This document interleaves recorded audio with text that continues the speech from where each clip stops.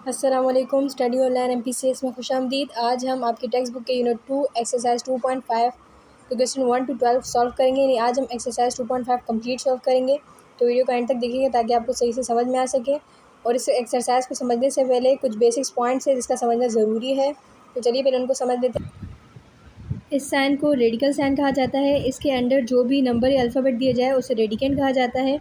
और इस साइन के साइड पर जो भी नंबर दिया जाए, चाहे 2 हो, 3 हो, 4, तो उसको हम इंडेक्स कहेंगे। ठीक है। और इस फॉर्म में अगर हमें कोई क्वेश्चन दिया जाता है तो इस पूरी फॉर्म को हम क्या कहेंगे? रेडिकल फॉर्म कहेंगे। ठीक है। अब ज़रा आप इस रेडिकल साइन पर गौर करें। तो इस रेडिकल साइन को कभी हम स्क्वायर रूट कहते हैं, कभी क्यूब रूट और कभी फोर्थ रूट कहते हैं। ठीक है। इसको स्क्वायर रूट हम जब कहेंगे जब हमें इस कंडीशन में दिया जाए या इसके साइड पर कुछ ना हो, तो इसके साइड पर 2 होता है तो उसको हम स्क्वायर रूट कहते हैं। लेकिन अगर इसके साइड पर 3 हो, यानी जो इंडेक्स है वो 3 हो, तो हम इसको क्यूब रूट कहेंगे। ठीक है। इसी तरह से अगर इंडेक्स 4 हो तो हम इसको क्यूब रूट नहीं कहेंगे, फिर हम इसको फोर्थ रूट कहेंगे। ठीक है। आपने इन पॉइंट्स को जहन में रखना है। ये पॉइंट आपके एक्सरसाइज 2.6 में भी बहुत काम आएंगे। ठीक है। तो चलिए अब हम एक्सरसाइज 2.5 सॉल्व कर लेते हैं। Exercise 2.5 simplify. हमें इन सबको सिंप्लीफाई करना है। क्वेश्चन 1 में हमें दिया गया है √169। ठीक है। सबसे पहले हम सॉल्यूशन की हेडिंग देंगे और इस क्वेश्चन को दोबारा से उतारेंगे। जब भी हमें इस तरह का कोई क्वेश्चन दिया जाए और हमें कहा जाए कि इसको सिंप्लीफाई करें, तो हम उसका रूट ख़त्म करेंगे। ठीक है। इसको सिंप्लीफाई करने के लिए, तो इसका रूट ख़त्म करने के लिए हमें इसका एलसीएम लेना है।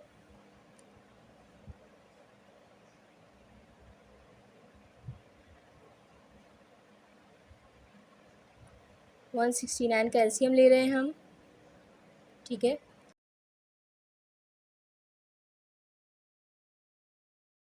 अब 13 को 13 टाइम करने से हमारे पास 169 आ जाता है। ठीक है। और 13 वन ज़ा 13। ठीक है। एलसीएम निकालने के बाद हमारे पास जो नंबर आए हम इसको यहाँ लिख देंगे।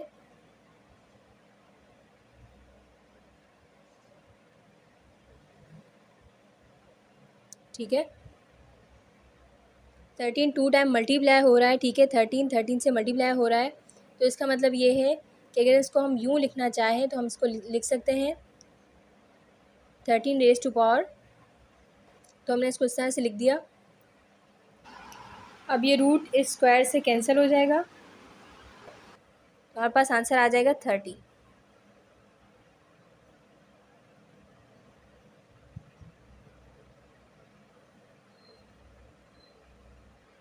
इस क्वेश्चन को कैलकुलेटर की मदद से करना चाहते हैं, डायरेक्ट करना चाहते हैं, तो आपके कैलकुलेटर में इस तरह के एक की होगी, इसमें इस तरह का एक साइन बना होगा। ठीक है। आप सबसे पहले उस की को प्रेस करेंगे। ठीक है। फिर 169 को प्रेस करेंगे और उसके बाद आप इक्वल के साइन को प्रेस करेंगे तो आपके पास ये आंसर आ जाएगा। लेकिन एग्जाम्स में आपको प्रॉपर सॉल्व करना होता है तो आप इस तरह से करेंगे। ठीक है। चलिए अब क्वेश्चन 2 कर लेते हैं। क्वेश्चन 2 है √180। ठीक है। सॉल्यूशन की हेडिंग देने के बाद हम इस क्वेश्चन को दोबारा से उतारेंगे।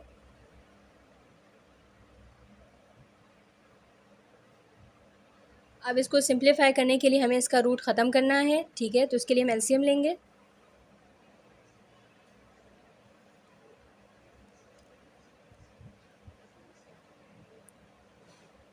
अगर हम इसको 2 से करते हैं, 2 9 से 18, 0 0। ठीक है। 2 45 से 90। 3 से करेंगे, 3 1 से 3, 3 5 से 15, 3 5 से 15। ठीक है। एंड 5 1 से 5।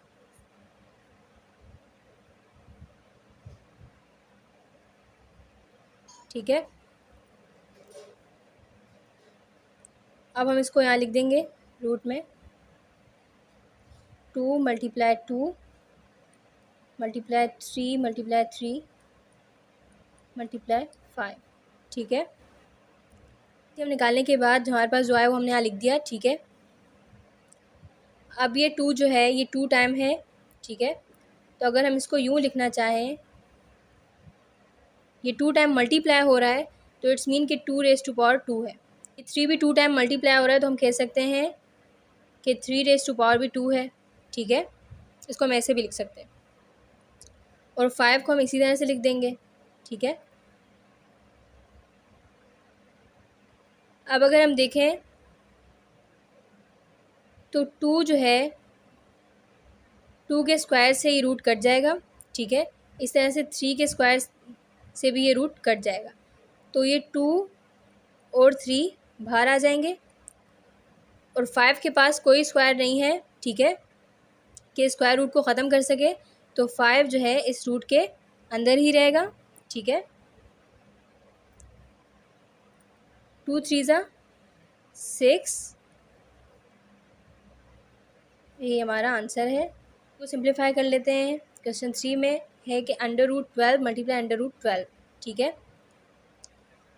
सबसे पहले हम इस क्वेश्चन को दोबारा से उतारेंगे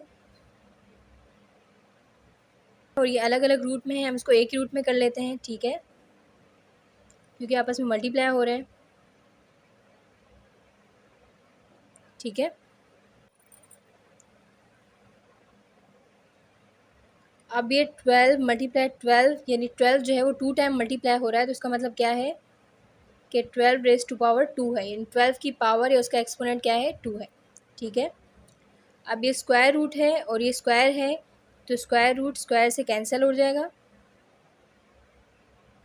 और 12 बाहर आ जाएगा, ठीक है।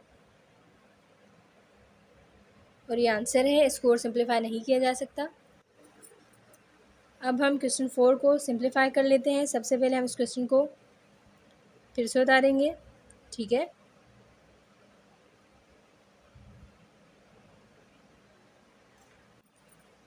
अब इनको सिंप्लीफाई करने के लिए इनका जो स्क्वायर रूट है इसको ख़त्म करना है। स्क्वायर रूट ख़त्म करने के लिए हम इनका एलसीएम लेंगे। सबसे पहले हम 16 का एलसीएम ले लेते हैं।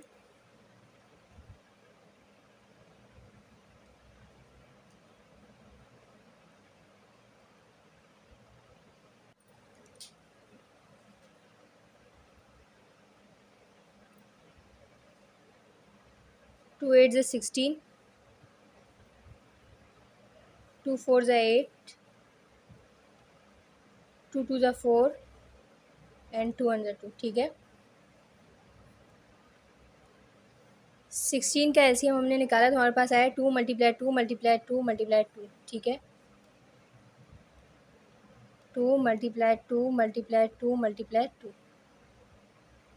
ठीक है। अब हम 12 का एलसीएम निकालेंगे।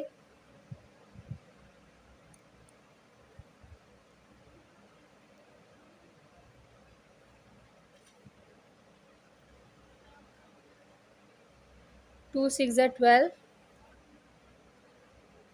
2 3 ज़ा 6 एंड 3 1 ज़ा 3, ठीक है।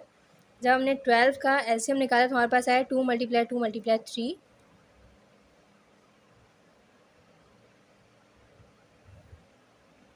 अब ये दोनों आपस में मल्टीप्लाई हो रहे हैं, ठीक है। तो ये 2 स्क्वायर रूट्स हैं, हम इसको एक में ही लिख देते हैं, एक स्क्वायर रूट में सब कुछ लिख देते हैं।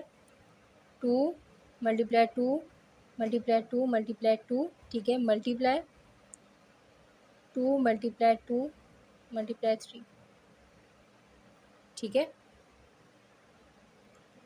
अब हम इनकी पेयरिंग करेंगे। 2 जो है यहाँ पर, अब जो पेयर हमने बना लिए हैं इसको हम अंडर रूट से बाहर ले आएंगे। ये 2 हमने लिख दिया, फिर मल्टीप्लाई, अब ये 2 लिख दिया, अब ये 2 दफ़ा है, इसको हमने रूट से बाहर निकाल के लिख दिया और 3 जो है वो इसके अंदर ही रह जाएगा। 2 को 2 से मल्टीप्लाई करेंगे तो 4 आ जाएगा, 4 को 2 से मल्टीप्लाई करेंगे तो 8 आ जाएगा, ठीक है। यानी हम 2 को 3 टाइम मल्टीप्लाई करेंगे तो 8 आ जाएगा और ये अंडर रूट 3 हमने इसी तरह से नीचे लिख दिया। अब हम क्वेश्चन 5 को सिंप्लीफाई कर लेते हैं, ठीक है। सबसे पहले इस क्वेश्चन को हम दोबारा से उतारेंगे।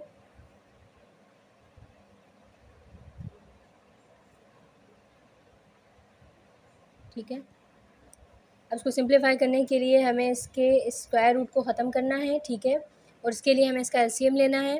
तो इसका सबसे पहले हम 14 का एलसीएम ले लेते हैं।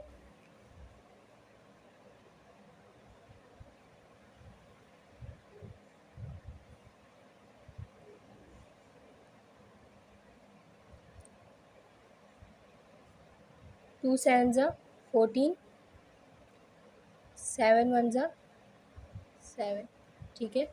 14 का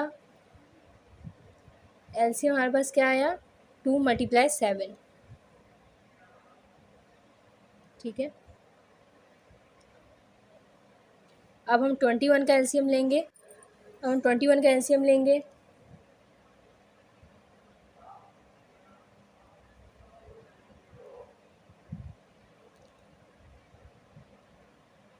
3 7 ज़ा 21, 7 1 ज़ा 7, ठीक है। जब हमने 21 का एलसीएम लिया तो हमारे पास क्या है, 3 × 7, ठीक है। अब ये दोनों अलग अलग हैं, ये दोनों अलग रूट्स हैं और ये आपस में मल्टीप्लाई हो रहे हैं, तो हम इसको एक रूट में ही लिख देते हैं, ठीक है। 2 × 7 × 3 × 7। अब 2 × 3 और 7 2 टाइम है और मल्टीप्लाई हो रहा है, तो इसका मतलब है कि 7 की पावर 2 है, ठीक है। 7 की पावर 2 है, तो इसका मतलब है कि 7 की पावर 2 से इसका रूट कैंसिल आउट हो गया, ठीक है, और 7 बाहर आ जाएगा।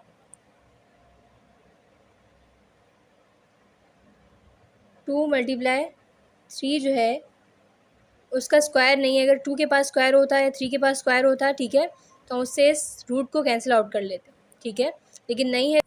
2 और 3 जो अंडर रूट रहेंगे, ठीक है। 2 3 ज़ा 6, ये आंसर है। अब क्वेश्चन 6 को जो है हम सिंप्लीफाई कर लेते हैं। क्वेश्चन 6 में हमें दिया गया है √15/√5, ठीक है। सबसे पहले हम इस क्वेश्चन को नीचे उतारेंगे, ठीक है। अब ये डिवाइड की कंडीशन में है, तो हम इसको इस तरह से भी लिख सकते हैं, ठीक है। यानी ये 2 रूट थे, हमने इसको एक ही रूट में लिख लिया, और ये डिवाइड की कंडीशन में है, तो हमने इस तरह से हम इसको यानी डिवाइड की कंडीशन में लिख दिया, ठीक है। अब इसको हम कैंसिल कर देंगे, 5 1 ज़ा 5, 5 3 ज़ा 15,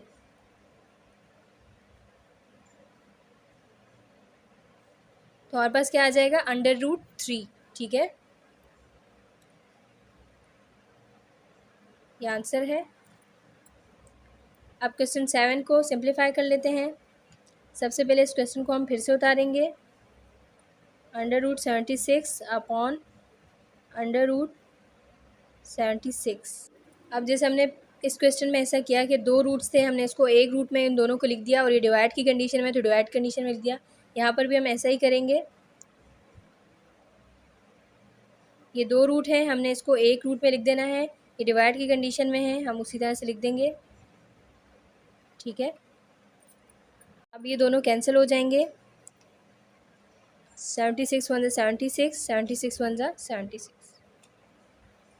तो हमारे पास क्या आ जाएगा, √1, ये आंसर है, ठीक है। हमने इसको सिंप्लीफाई कर लिया है। अब क्वेश्चन 8 को हम सिंप्लीफाई कर लेते हैं। सबसे पहले इस क्वेश्चन को उतारेंगे, 18/√18, ठीक है। अब 18/√18 है। 18 जो है, ये बात आपको जहन में रखनी है कि 18 इक्वल है √18 मल्टीप्लाई √18 के, ठीक है। पीछे हमने एक क्वेश्चन सॉल्व किया जिसमें 12 था, ठीक है, तो √12 मल्टीप्लाई √12 था, उसका आंसर हमारे पास क्या आया था, 12, ठीक है। तो इसी तरह से 18 किसके इक्वल होगा, √18 मल्टीप्लाई √18 के। 18 की जगह हमने वैल्यू लिख देनी है, 18 मल्टीप्लाई √18, ठीक है, और ये लिख देंगे, ठीक है। अब ये रूट इससे इस रूट से कैंसिल आउट हो जाएगा, ठीक है, तो हमारे पास क्या आ जाएगा, √18, और यही आंसर है। अब हम क्वेश्चन 9 को सिंप्लीफाई कर लेते हैं। सबसे पहले हम इस क्वेश्चन को दोबारा से उतारेंगे,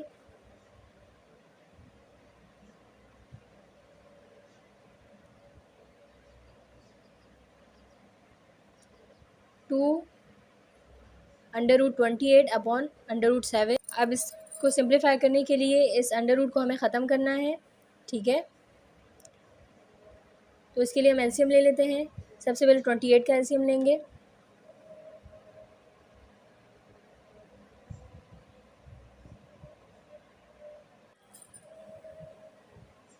टू वन ज़ा 2, 2 4 ज़ा 8, ठीक है। 2 14 ज़ा 28,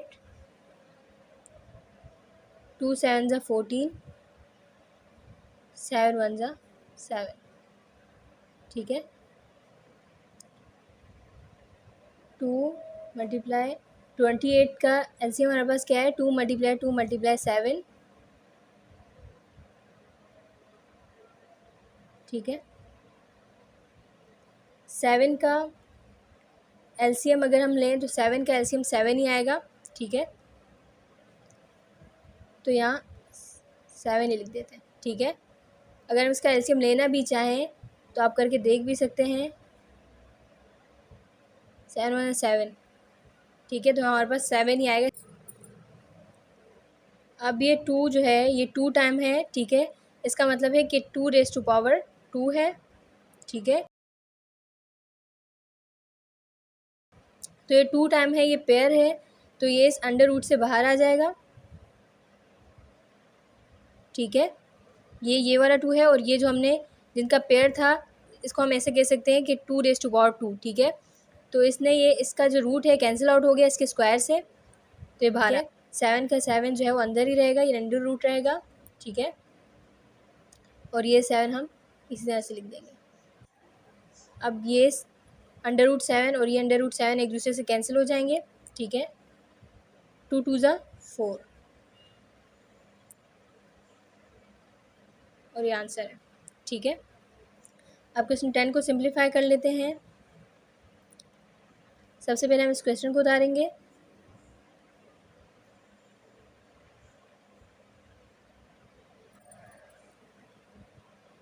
अब ये जो है ऐड हो रहे हैं, प्लस हो रहा है, ठीक है।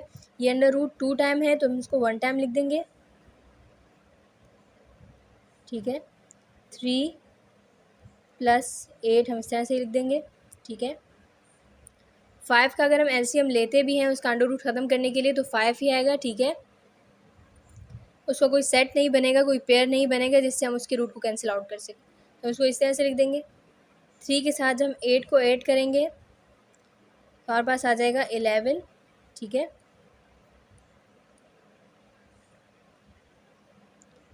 अब ये सिंप्लीफाई हो गया है, इसको मज़ीद और सिंप्लीफाई नहीं किया जा सकता और यही आंसर है। अब हम क्वेश्चन 11 को सिंप्लीफाई कर लेते हैं। सबसे पहले हम इस क्वेश्चन को फिर से उतारेंगे।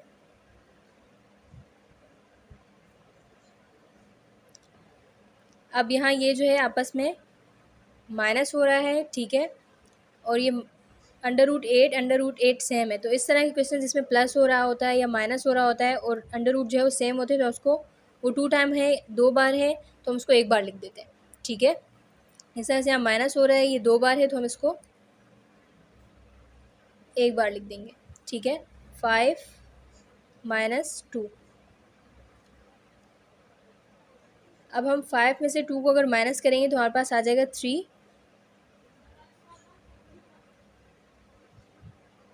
और यही आंसर है। अब क्वेश्चन 12 को सिंप्लीफाई कर लेते हैं। सबसे पहले हम इस क्वेश्चन को फिर से उतारेंगे।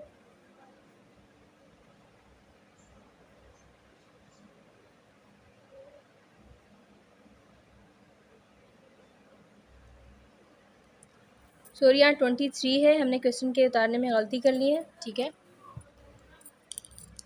और यहाँ पर भी 23 है, ठीक है।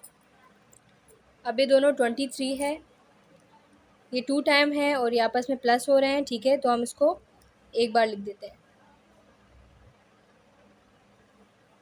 34 + 38 हम इसी तरह से लिख देंगे। अब 34 के साथ जब हम 38 को ऐड करेंगे तो हमारे पास आ जाएगा 72 और ये √23 जो है ये इसी तरह से रहेगा, ठीक है। ये आंसर है। अगर वीडियो पसंद आई है तो लाइक करें और अगर आपने अभी तक चैनल को सब्सक्राइब नहीं किया तो सब्सक्राइब कर लें।